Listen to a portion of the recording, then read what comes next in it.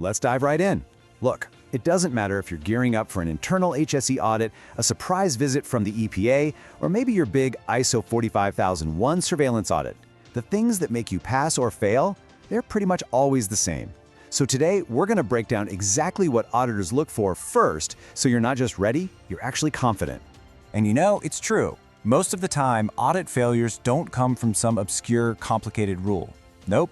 They come from overlooking the same 5 basic things over and over again. It's not because people don't care. It's because the small details that get overlooked every single day, well, they add up to a major violation. And those violations have some serious financial teeth. We're talking over $70,000. That's the EPA's maximum civil penalty. And get this, that's per violation per day. Now that's the kind of number that gets everyone's attention. And it's exactly why you have to get inside an auditor's head. So let's just ask the question right now. If an inspector walked into your facility tomorrow morning, how would you feel? Confident? Or would there be that little knot in your stomach? The whole point of this explainer is to give you what you need to confidently say, yes, we're ready. And this right here, this is the most important mindset shift you can make. An auditor sees a dusty, unlabeled drum, and they don't just see one mistake. They see a symptom of a broken system. They aren't just looking at your trash cans. They're piecing together the story of your entire process, from the moment that waste is created to the moment it's disposed of, what they call cradle to cradle. All right, let's jump into the first, and honestly the most visible mistake an auditor will spot. We're talking about improper labeling. This is the low-hanging fruit for them, and it's an immediate red flag that tells them things might not be under control here. And you have to understand, they are incredibly specific. They are looking for these exact words, hazardous waste. They are looking for a clear accumulation start date. They need to know the contents and see the specific hazard warnings. That faded marker, that peeling label, or that missing date, to you, it might seem like a small thing. To them, it's a clear-cut, immediate violation. Okay, next step is a mistake that goes from being an administrative headache to a really serious safety risk. We're talking about poor segregation. This is all about what you're storing next to what. This slide just lays it out perfectly, right? Storing things that should never be together, like acids and bases or flammables right next to oxidizers, can literally cause a disaster. An auditor sees that, and they see a ticking time bomb. This isn't just about a potential fine, it's a direct threat to your people and your facility. Now for the big one, the mistake that probably sinks more audits than any other single thing, your paper trail, or lack thereof. This is where the integrity of your entire system gets put to the test.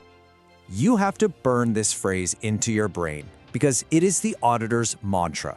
You can tell them all day long that you do weekly inspections, you can swear your team is trained, but if you can't show them the records to prove it, then as far as they're concerned, it simply never happened. And this is the proof they're going to demand.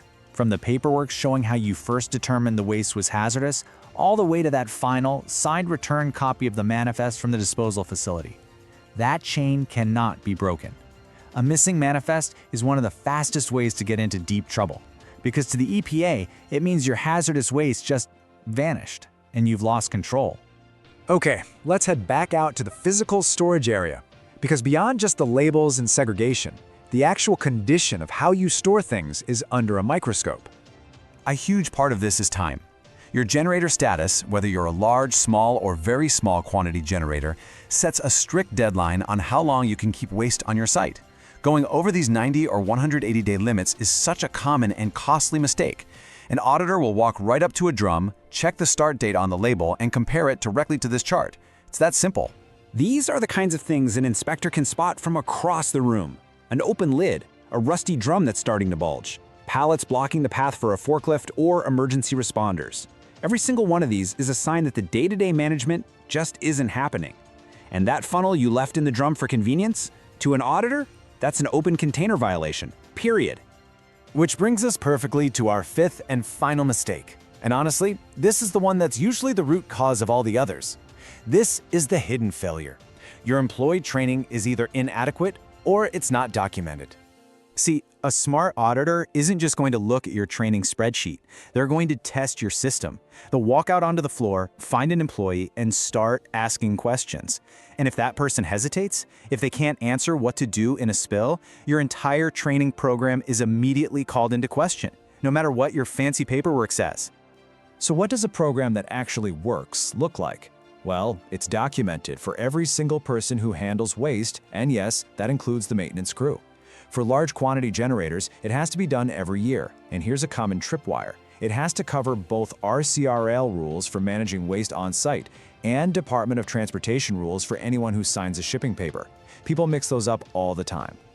Okay, so let's put it all together. Let's do a quick simulation. Imagine the auditor has just walked into your waste storage area. Let's go through what their eyes are trained to see in those first 5 minutes. First thing, their eyes are scanning the labels. They're looking for dates, for the right words, for hazard warnings. Next, they're sizing up the physical condition of your containers. Any rust, any leaks. Then, a quick look at segregation. Are the things that go boom stored far away from each other? They'll verify you have secondary containment, and then, after all that, they'll turn to you and say, "Okay, can I see your weekly inspection logs and the manifest for your last few shipments?" That's their opening move. And look, none of this is random. As you can see from this example, auditors are working from these incredibly detailed, systematic checklists. They are methodical. Their entire job is to find every single gap between what you're doing and what the regulation says, and they have a process designed to do exactly that. So that brings us to the most important point of all. Knowing what auditors are looking for is one thing, but building a system that can actually stand up to that scrutiny, that's something else entirely. You just can't fake this. A frantic, last-minute cleanup the week before you know an audit is coming? It's not going to hide a year's worth of missing inspection logs or an incomplete manifest file. Real compliance, the kind that lets you sleep at night, is the result of consistent daily habits that are just part of the way you do business. And let's be crystal clear about what's at stake. This is not just about passing an audit to avoid a fine. This is about preventing catastrophic fires. It's about avoiding long-term environmental damage. And it's about avoiding the kind of legal penalties and operational shutdowns that can literally put you out of business. So, what's the path forward? It's simple, but it's not easy. It's about a relentless focus on these 5 things: your labeling, your segregation, your documentation, your storage conditions, and your training. If you want to walk into your next audit with real confidence, don't wait. Start building that daily discipline in these 5 areas, starting today.